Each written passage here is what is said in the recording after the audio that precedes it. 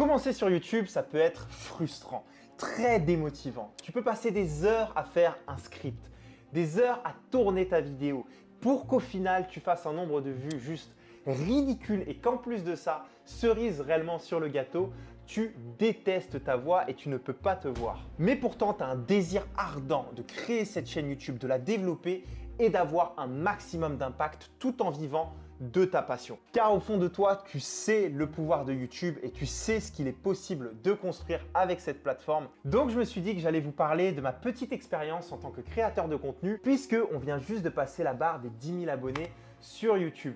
Et je me suis dit, tu sais quoi, c'est peut-être le meilleur moment de vous dire comment est-ce que j'ai fait parce que je suis dans le processus réel de développer ma chaîne YouTube. Alors maintenant, est-ce que j'ai réussi? Non, pas encore et c'est extrêmement relatif parce que ma chaîne YouTube à elle seule, rien qu'en postant des vidéos avec un total de 50 vidéos, m'a rapporté plus de 40 000 € en 2022. Mais avant de te parler du reste et te donner un petit peu de contexte, j'ai triché.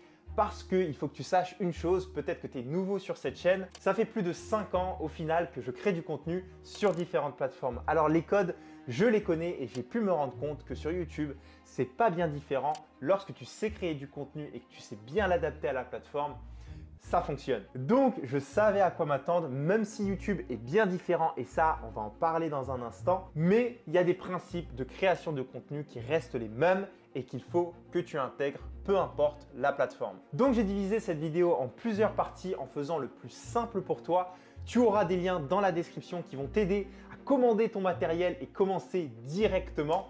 En tout cas, suis-la jusqu'à la fin. Reste bien attentif parce que avec ce que je te donne dans cette vidéo et beaucoup de constance sur YouTube, tu devrais commencer à développer ta première audience et très certainement tes premiers revenus avec YouTube. Mais encore une fois, le revenu, j'ai pas trop envie de vous parler maintenant. Je vais vous faire une autre vidéo qui parle de ce sujet. Pour l'instant, concentre-toi bien sur la croissance de la chaîne YouTube parce que sans croissance, il n'y a pas de revenus. Assez parlé et commençons par le premier point qui est celui de commencer.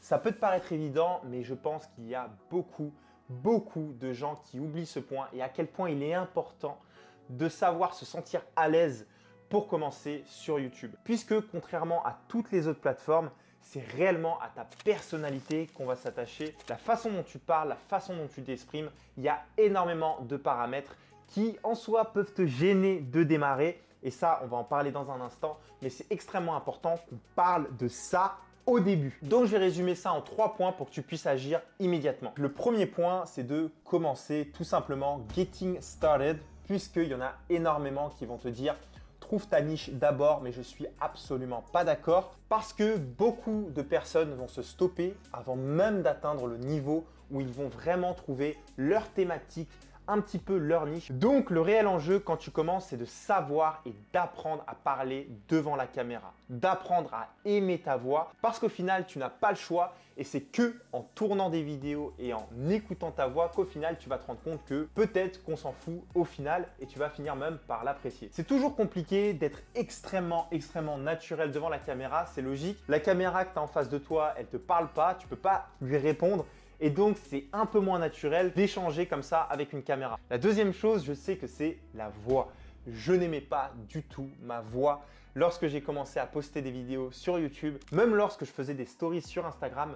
Mais avec le temps, c'est pas que j'apprécie ma voix, c'est que je n'y pense même plus. Donc, les 2 premières règles, ce n'est que le temps. Et pour te donner réellement du contexte, j'ai moi-même posté un bon nombre de vidéos que j'ai dû archiver par la suite où clairement je n'aimais absolument pas ma voix, ça ne parlait absolument pas de la thématique que j'aborde aujourd'hui et donc j'ai pris naturellement du temps à partager ce que je voulais réellement partager avec vous en face de la caméra. Très honnêtement, sans toutes ces premières vidéos que j'ai créées sur ma chaîne YouTube, que j'ai dû archiver, j'ai essayé de trouver ma façon de communiquer, c'était pas du tout facile, même un enfer.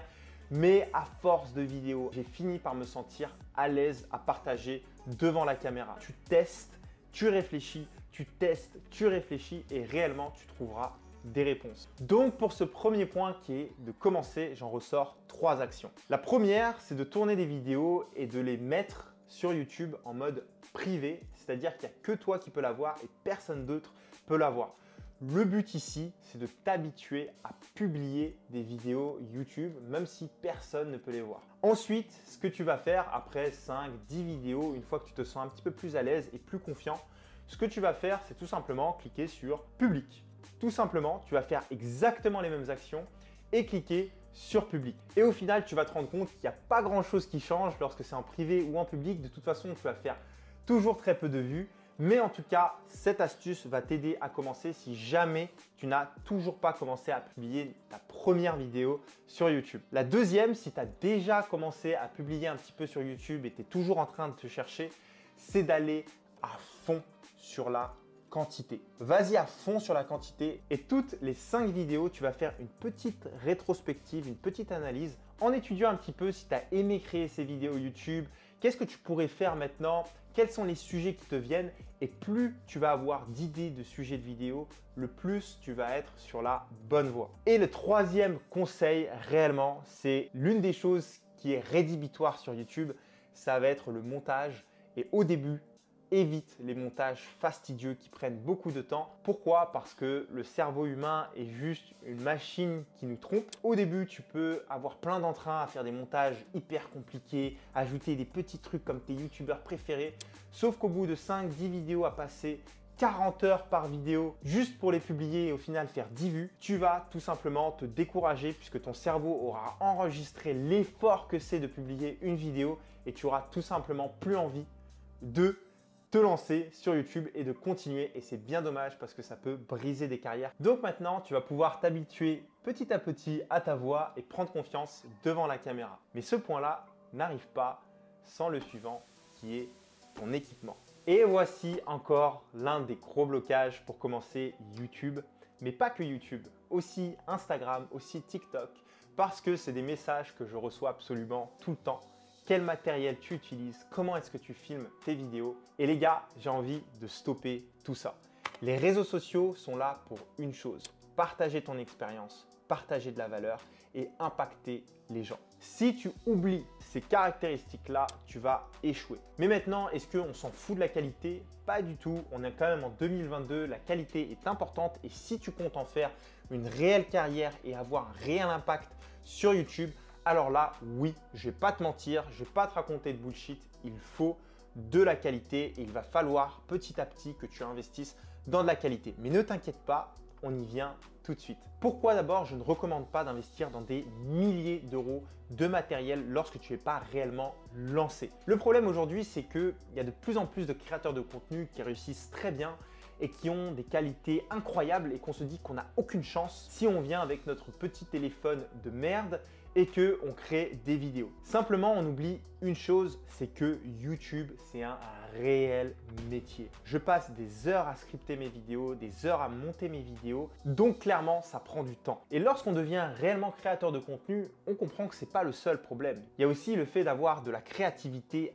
tout le temps. Celle de penser de façon business pour pouvoir monétiser son activité et ensuite celle d'être assez constant pour que ça puisse fonctionner. Et le gros problème avec tout ça, c'est que beaucoup vont investir des milliers d'euros de matériel puis vont se rendre compte quelques mois après que ce n'est pas du tout pour eux et c'est totalement OK. Le problème, c'est qu'ils auront perdu des milliers d'euros pour rien. Ou même encore pire, ils ne commencent même pas parce qu'ils se disent tout simplement qu'ils n'ont pas le matériel et que peut-être dans 6 mois, dans un an, ils vont finalement avoir le matériel qui va leur permettre d'avoir réellement de la qualité. Sauf que ce qu'ils oublient, c'est que pendant ces 6 mois, ils auraient pu devenir bons, créer du contenu efficacement, voir qu'ils aiment et derrière investir tout simplement pour non pas commencer sur YouTube mais pour accélérer leur croissance. C'est exactement ce qui s'est passé lorsque j'ai commencé Instagram en 2018.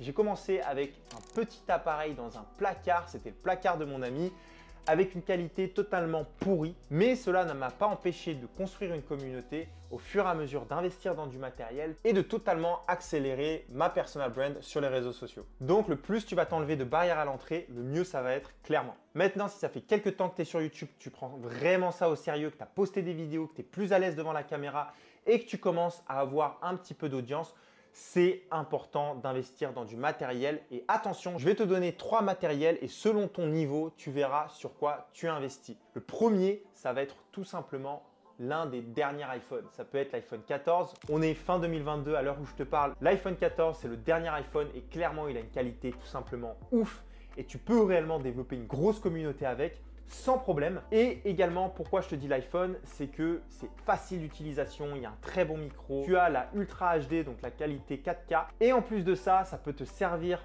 pour Instagram, pour TikTok, pour absolument toutes les plateformes si tu es créateur de contenu. Donc le premier investissement que je ferai, c'est tout simplement un meilleur téléphone pour devenir créateur de contenu. C'est juste la base. Et petite parenthèse, tu n'as pas besoin d'avoir le 14, tu peux avoir le 13 ou le 12. Ça va toujours. Regarde, moi j'ai l'iPhone 11, ça se passe extrêmement bien, il a une super qualité. Juste voilà, ne prends pas l'iPhone 6 ou le téléphone de ton grand-père, sois objectif, réellement vois qu'il a une mauvaise qualité et investis vraiment dans un téléphone.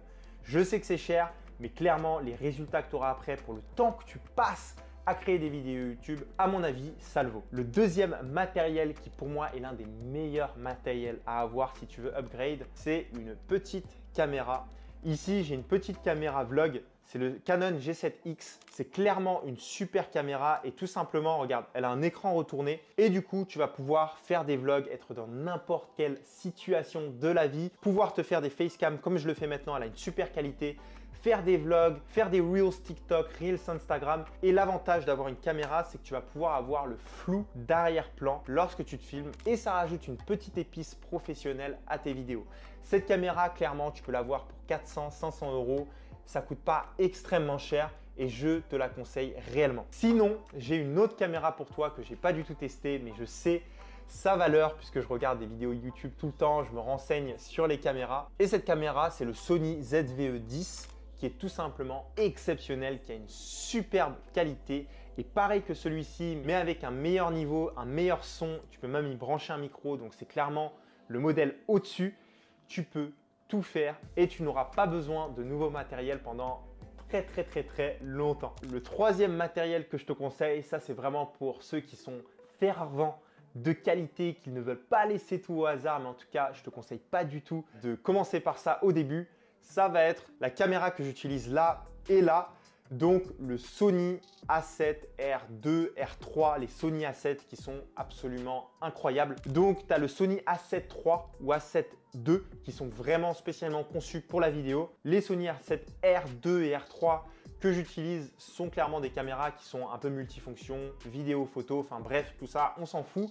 En tout cas, c'est réellement du coup de la grosse qualité. C'est des caméras très professionnelles, mais qui du coup vont te coûter un budget de plus de 1000 euros. C'est des caméras que j'utilise maintenant depuis plus de 3 ans, mais qui coûtent bien plus cher que les caméras que je t'ai données du coup précédemment. Je te mets tout du coup dans la description de la vidéo. Tu vas voir, il y a toute gamme de prix. J'ai mis tout là pour que ce soit extrêmement facile pour toi. Bien sûr, ce sont des liens affiliés.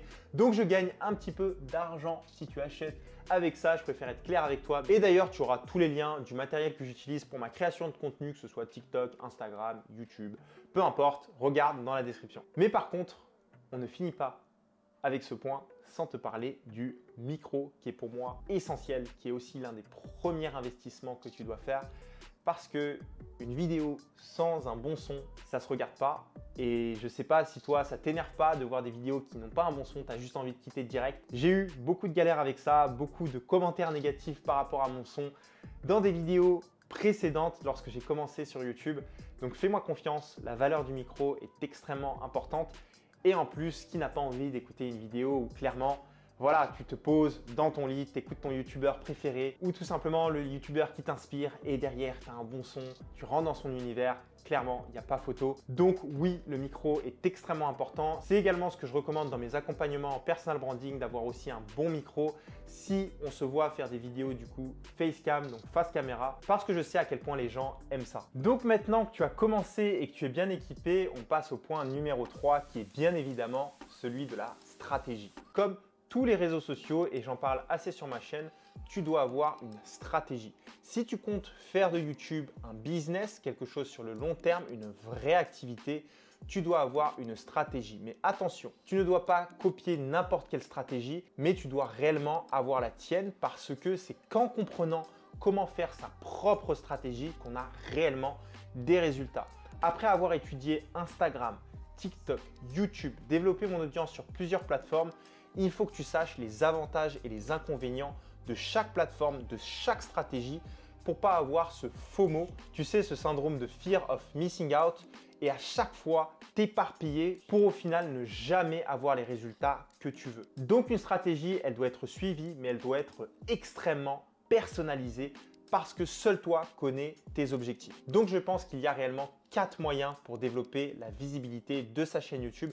En tout cas, selon ma propre expérience, c'est ce que j'ai fait et c'est ce qui m'a permis de me rapporter plus de 20 abonnés chaque jour et d'avoir des vidéos qui se retrouvent en top des recherches YouTube. Et j'ai remarqué également qu'on t'en parle pas souvent de ces stratégies et c'est hyper important de les comprendre parce que YouTube est une plateforme qui est quand même différente et qui a ses avantages que tu dois connaître pour pouvoir capitaliser dessus. La première stratégie que tu peux appliquer sur ta chaîne YouTube, c'est de faire des vidéos d'actualité. Peu importe la thématique que tu partages sur ta chaîne YouTube. Par exemple, imaginons que tu as une chaîne YouTube de cuisine tout simplement et que tu partages du coup des recettes.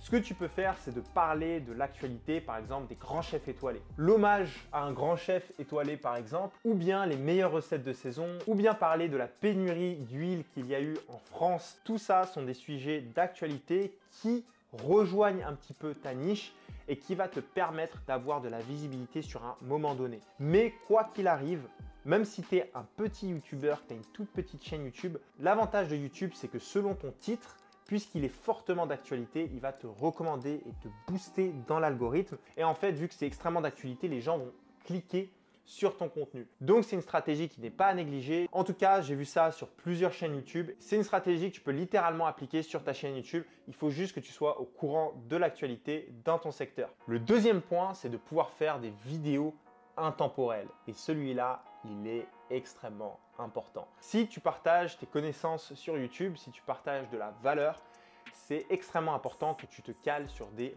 mots-clés. Les mots-clés, c'est tout simplement le référencement YouTube et c'est ce qui va te permettre d'apparaître premier dans les résultats de recherche pour certaines de tes vidéos. J'ai une vidéo qui m'a peut-être rapporté plus de la moitié, donc 50% de mes abonnés sur cette chaîne YouTube parce que j'ai réussi à la ranker numéro 1 dans les résultats de recherche. Et dis-toi qu'aujourd'hui, elle continue de m'apporter des abonnés sur une des thématiques que je traite réellement sur ma chaîne YouTube, c'est-à-dire la création de contenu Instagram. Il faut que tu te dises qu'une fois que tu es numéro 1 sur un résultat de recherche qui est extrêmement recherché, et au final, tu auras des gens qui vont tomber sur ta vidéo tous les jours. Lorsqu'ils vont chercher du coup des solutions à leurs problèmes, ils vont tout simplement taper par exemple comment faire des vidéos sur InShot et tomber directement sur ta vidéo et ça peut durer des années et du coup te donner de la visibilité pendant des années sur ta chaîne YouTube. Pour ça, j'ai une astuce et on va passer directement sur mon ordinateur. Tu vas voir, parce que bien évidemment, il faut que je te le partage, l'un de mes outils préférés qui m'a aidé à être référencé sur cette vidéo certes, mais sur plein d'autres de mes vidéos. C'est un outil que je te recommande vivement d'avoir du coup sur ton ordi. Donc nous voici du coup sur mon écran et là je vais vous montrer du coup TubBuddy qu'on peut voir juste ici. Donc c'est ce petit TB que tu vas voir juste là. Je vais te mettre tout en description. Tu auras accès du coup à TubBuddy. Ce qui va être extrêmement intéressant dans TubBuddy, c'est dans Extension Tools. Aller dans le Keyword Explorer, c'est réellement ça qui va te permettre de voir quels sont les meilleurs titres pour ta vidéo et de savoir comment ils vont être référencés. En fait, il va calculer ton référencement. On va voir ça tout de suite. De toute façon, il vaut mieux des images que des mots. Et donc, par exemple, imaginons que tu es dans l'alimentation et que tu veux sortir une vidéo sur les meilleurs aliments et tu veux montrer aux gens quels aliments ils doivent consommer pour leur santé. Donc, par exemple, ce qu'on va faire, c'est tu veux nommer ta vidéo « Quels aliments consommer pour votre santé ?» Tu as envie de faire une vidéo comme ça. Ce que je te conseille toujours, c'est de marquer le titre avant même de tourner ta vidéo parce que ça peut changer légèrement l'angle de la vidéo ou bien l'introduction de la vidéo. Ça te permet d'être dans le mille, de chercher la visibilité avant même de faire ta vidéo pour tout simplement l'optimiser. Quel aliment consommer pour votre santé? On va regarder ce que ça donne en termes de recherche. Voilà, c'est une recherche excellente. Si tu mets ce titre-là, il te dit qu'en fait, tu es extrêmement optimisé. Pourquoi? Parce qu'au niveau du volume de recherche, il y a beaucoup de gens qui vont rechercher ce genre d'éléments. Il y a du coup plus ou moins de la compétition. Donc, ça ne veut pas dire que c'est mauvais. Ça veut dire que c'est en général très recherché. Il y a beaucoup de vidéos. Mais que finalement, tu te rankes bien. Donc, tu es bien classé. C'est assez optimisé. C'est top. Il y a 2 millions du coup de recherche qu'il a analysé. En général, ce genre de vidéos font 21,3K vues. Donc potentiellement, tu serais en moyenne dans ce genre de vues. Donc par exemple, si on avait mis quel aliment consommer pour être en forme, tu vois, là on avait un moins bon ranking. Donc vaut mieux pour votre santé. Donc on l'a trouvé du premier coup, c'est top. Et par exemple, les meilleurs aliments à consommer en 2022. Par exemple, imaginons que tu veux ce genre de titre de vidéo. Bah voilà, tu vois, vaut mieux partir sur le premier titre. On va avoir des résultats qui vont être un petit peu moins bons. Donc c'est pour ça que c'est extrêmement important. Peut-être que tu serais parti sur ce genre de titre. Du coup, tu aurais tourné ta vidéo de façon un petit peu différente. Alors que là, tu es sûr, tu sais quel titre choisir, tu sais comment ça sera optimisé, tu sais que c'est bien ranké et tu peux attaquer ta vidéo avec toute confiance. Ce qui est aussi intéressant avec TubeBuddy, une fois que tu installes du coup l'extension sur Google Chrome, attention, ça marche qu'avec Google Chrome. Ici, il te met quelques données. Donc bah voilà, le volume de recherche sur ce titre-là, la compétition qu'il va y avoir, également plein de petites recommandations en fait de résultats qui sont associés à ce que tu as mis du coup sur la barre de recherche. Ce qui est aussi intéressant, c'est que par exemple, tu peux voir tes concurrents, en fait tout simplement les vidéos qui sont sur ta même thématique. Tu peux voir quels tags ils ont utilisé sur leurs vidéos YouTube parce que quand tu uploads des vidéos sur YouTube, tu peux aussi mettre des tags et en fait tu peux tout simplement aller espionner les tags de tes concurrents pour pouvoir voilà, les copier, les ajuster un petit peu et en fait ça va te permettre d'être beaucoup mieux référencé sur YouTube. Tout est dans la description, tu peux aller voir. En tout cas, c'est un outil qui m'a extrêmement aidé tout simplement pour être bien ranké sur YouTube et avoir une vidéo qui aujourd'hui me rapporte 450 à 500 abonnés par mois à elle toute seule. Donc c'est tout simplement ouf. Je compte bien évidemment en optimiser plusieurs. Je l'ai fait avec plusieurs de mes vidéos et ça marche extrêmement bien et c'est une technique que je fais tout le temps. Maintenant, passons à la troisième stratégie qui va développer ta visibilité sur YouTube. Donc la troisième stratégie à connaître et qui pour moi est essentielle également, c'est de faire des vidéos personnelles. En fait, il faut que tu saches que tu as plusieurs stratégies sur YouTube, la stratégie d'attraction, la stratégie de rétention de ton audience, de parler de ton expertise et également une stratégie où tu vas fidéliser ton audience et faire en sorte que voilà, elles te connaissent, elles te trustent, donc elles te font confiance. Derrière, c'est ça qui va également te permettre d'attirer des marques parce que tu vas avoir une communauté beaucoup plus fidèle, beaucoup plus solide et qui te suit parce que tu as aussi ta propre valeur ajoutée et ils t'aiment bien, tout simplement. Et donc ça peut passer par des vlogs, ça peut passer par parler de ton histoire personnelle. Donc faire des vidéos personnelles, c'est extrêmement important et dans le cas où tu vends tes produits, tes services, que ce soit du coaching, de la formation ou peu importe, les gens vont forcément se renseigner sur toi. C'est logique, on est tous humains, on a envie de se renseigner sur la personne à qui on achète le produit ou le service. Si tu peux donner à ces gens-là ce qu'ils demandent, c'est-à-dire ta personnalité, ce que tu as fait dans la vie, ce que tu fais, derrière tu vas attirer la confiance et ce sera beaucoup plus facile pour toi de convaincre tes clients d'acheter tes produits et tes services parce que tu auras la crédibilité et tout simplement ils vont acheter d'eux-mêmes parce que tu connectes avec eux. D'où la force du personal branding. La quatrième stratégie, ça va être les shorts YouTube. Donc ça, c'est très récent, on le sait bien. YouTube s'est mis du coup à faire des petites vidéos comme le font Instagram et TikTok. Donc des vidéos shorts que tu peux voir du coup dans l'actualité YouTube. C'est une excellente stratégie pour développer sa chaîne YouTube. Pourquoi? Tout simplement parce que YouTube le met en avant, tout comme Instagram met en avant les Reels et TikTok met en avant son propre concept qui sont les TikTok. Du coup, c'est extrêmement d'actualité, ça prend peu de temps à faire et c'est propulsé par les plateformes. Donc, c'est un excellent moyen de gagner en visibilité. Je ne l'ai toujours pas fait moi sur YouTube, mais il y a clairement une raison à ça. Et si tu comprends les nuances, encore une fois, c'est là que tu développes les meilleures stratégies et c'est là où tu atteins tes objectifs. Pourquoi? Parce qu'il faut faire la différence entre une vidéo courte et une vidéo longue. Ce n'est absolument pas la même chose. Lorsque tu regardes une vidéo courte, tout simplement, c'est lorsque tu scrolles ton téléphone pour X ou Y raison. Peut-être que tu as envie de voir du coup tes créateurs préférés, tu as envie de scroll l'actualité ou tout simplement tu as du temps à perdre. Tu sors ton téléphone et tu scrolles les réseaux sociaux. À l'inverse, lorsque tu regardes une vraie vidéo YouTube, c'est-à-dire une vidéo YouTube plus longue, là c'est bien différent.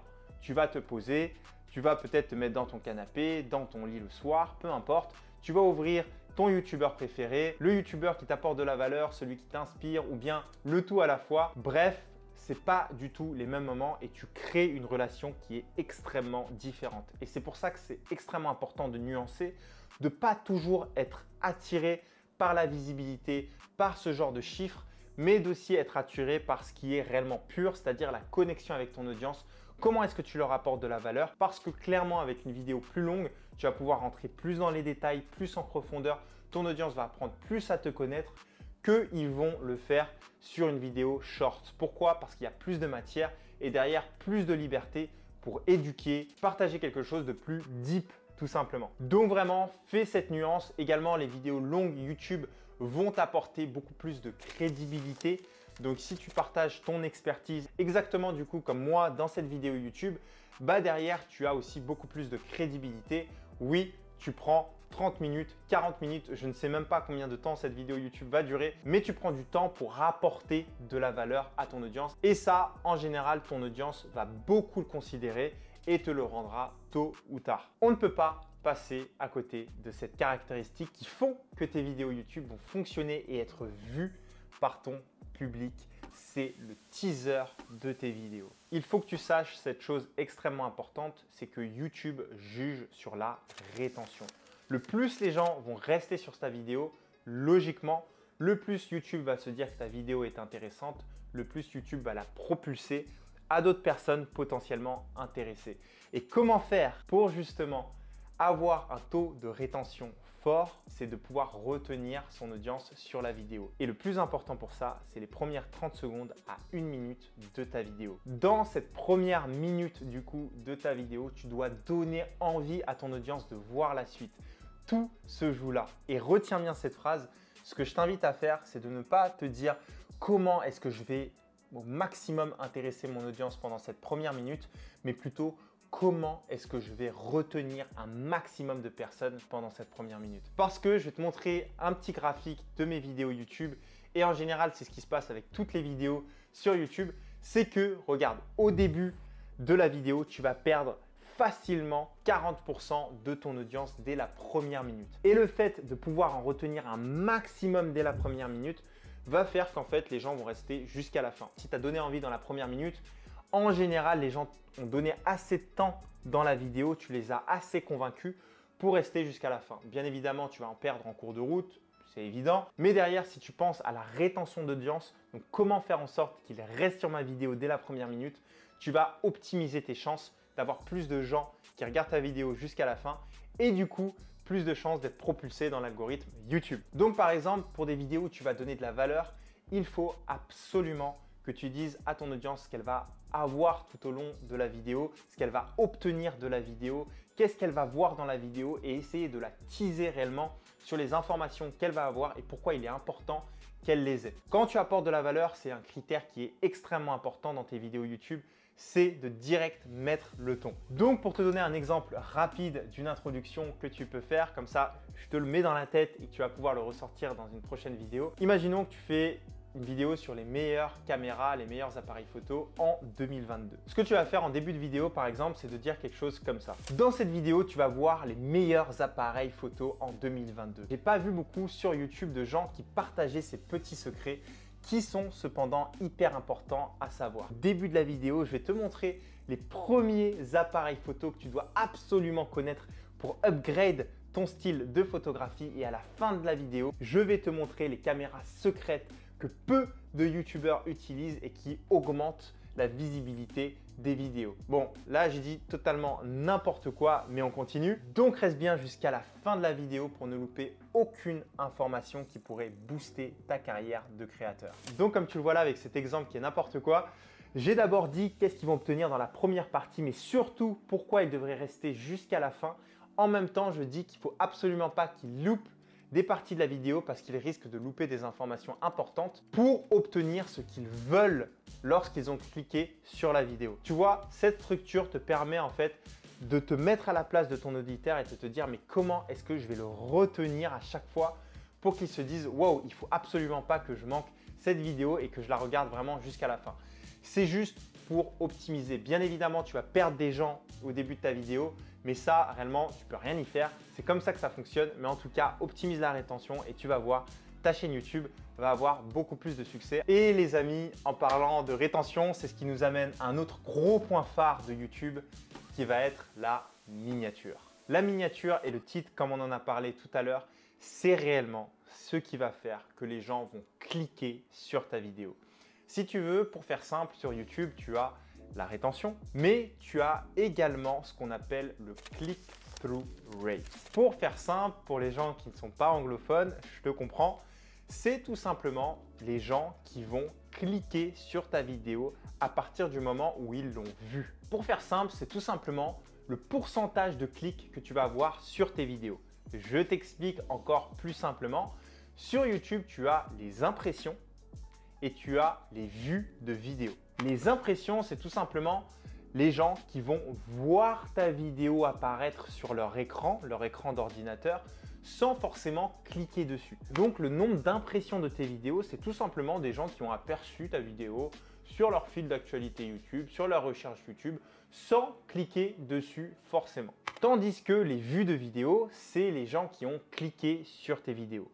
Et tout simplement le click-through rate, donc le CTR, c'est le pourcentage de gens qui ont vu la vidéo apparaître sur leur ordinateur, mais qui ont cliqué dessus. Et ce pourcentage, plus il est élevé, plus forcément tu as un click-through rate qui est bon et ça te permet d'analyser un peu ta miniature et ton titre. Plus c'est performant, plus tu auras un click-through rate, donc un CTR élevé. Et pour te donner un ordre d'idée, un CTR plus ou moins élevé, c'est un CTR qui va se trouver entre 3 et 10. 10, c'est un CTR qui est quand même assez élevé. C'est-à-dire que 10 personnes sur 100 ont cliqué sur ta vidéo lorsqu'ils l'ont vu apparaître sur YouTube. Pour augmenter ce CTR, il faut faire attention au titre. Donc, bienvenue TubeBuddy, que tu peux retrouver encore dans la description. Et également la miniature qui a un rôle à jouer, mais à 100%. C'est-à-dire que si tu ne prends pas soin de ta miniature, tu es en train de passer à côté de tes heures et de tes heures de tournage. Et si tu devrais répartir ton temps entre créer la miniature et créer la vidéo, je dirais que 70 à 80% de ton temps devrait être à créer la miniature, tellement c'est important parce que c'est évident, tu as beau passer 100 ans de ta vie à faire cette vidéo, si ta miniature elle est pourrie, personne ne va cliquer dessus. Et à l'inverse, on appelle ça du marketing, que ce soit triste ou heureux, on s'en fiche, on est là pour progresser à ce niveau-là. Tu as beau avoir une miniature incroyable et une vidéo pourrie, tu vas avoir plus de vues que la personne qui a fait une vidéo incroyable qui a pris 100 ans à la faire parce que tu auras une belle miniature et un titre optimisé. Donc, prends du temps s'il te plaît sur ta miniature. Fais en sorte qu'elle soit extrêmement optimisée et belle. Et si c'est payer 20 euros, 30 euros, 40 euros pour une miniature, rien que pour te dire à quel point c'est important, pour l'optimiser, fais-le. Parce que si tu as pris 10 jours à faire ta vidéo et qu'au final, tu sors une miniature pourrie dessus, c'est comme si ces 10 jours que tu as pris pour faire ta vidéo valaient moins de 40 euros. Prends soin de tes miniatures, value ton temps s'il te plaît, value les efforts que tu mets, value la valeur que tu apportes et s'il te plaît, mets ta vidéo en face des gens, donc prends soin de ta miniature. Maintenant, je vais te donner des conseils pour ta miniature parce que c'est bien beau de te dire à quel point elle est importante, mais maintenant, je vais te donner quelques petites astuces. Premièrement, tu dois mettre des titres lisibles.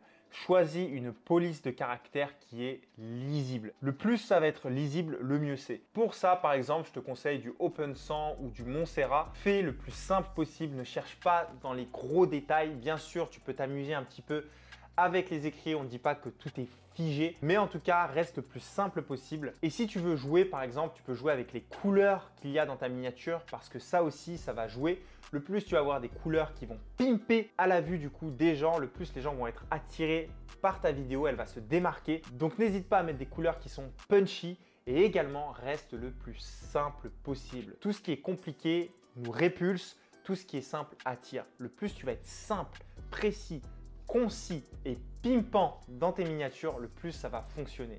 Surtout garde également cet aspect professionnel et de qualité un maximum. Pourquoi? Parce qu'il y a énormément de vidéos YouTube et en général, tu vas t'en rendre compte toi-même, les vidéos YouTube de mauvaise qualité, tu n'as pas envie de cliquer parce que tu te dis que tu vas juste passer un mauvais moment. Alors peut-être que non, mais c'est ce que tu te dis inconsciemment. Donc mets de la qualité dans tes miniatures, passe du temps à les faire. Également, fais une miniature qui se distingue au niveau de la lumière. Qu'elle soit sombre ou éclairée, elle peut facilement du coup se démarquer dans le feed. Une petite astuce, lorsque tu as une envie de créer une vidéo YouTube spécifique, regarde un petit peu tout ce qui se fait à propos du sujet que tu as envie de traiter et regarde comment est-ce que tu peux te différencier sur la miniature. C'est-à-dire que si tu n'as que des miniatures éclairées, peut-être que tu peux t'en sortir en faisant une miniature un peu plus foncée. S'il n'y a que des miniatures qui sont foncées, au contraire éclairées. En tout cas, il faut qu'elles puissent se distinguer. Un autre conseil, c'est celui d'y mettre ton visage et d'y mettre de l'émotion, de transmettre des émotions dans ta miniature. Donc que ce soit la tristesse, la colère, la peur, la joie, peu importe. L'être humain est attiré par l'émotion et lorsqu'on voit de l'émotion dans les miniatures, ça éveille tout simplement notre curiosité. Et qui dit l'éveil de notre curiosité, dit le clic, aller voir ce qui se passe et ensuite être happé par le début et la rétention de la vidéo. Maintenant, YouTube, c'est un mindset, c'est sur le long terme. Contrairement aux autres plateformes où tu peux avoir des résultats un peu plus rapidement, sur YouTube, tout se fait sur des mois et des mois, mais les résultats de ton travail payent énormément. Fais-moi confiance. Et l'avantage de YouTube, c'est que ça dure réellement dans le temps. Contrairement à toutes les plateformes rapides, YouTube a ce privilège d'avoir le SEO, que les gens puissent retrouver tes vidéos même 5 ans après, tomber dessus, qu'elles leur apportent toujours de la valeur. Et ça, c'est la plus grosse force de YouTube.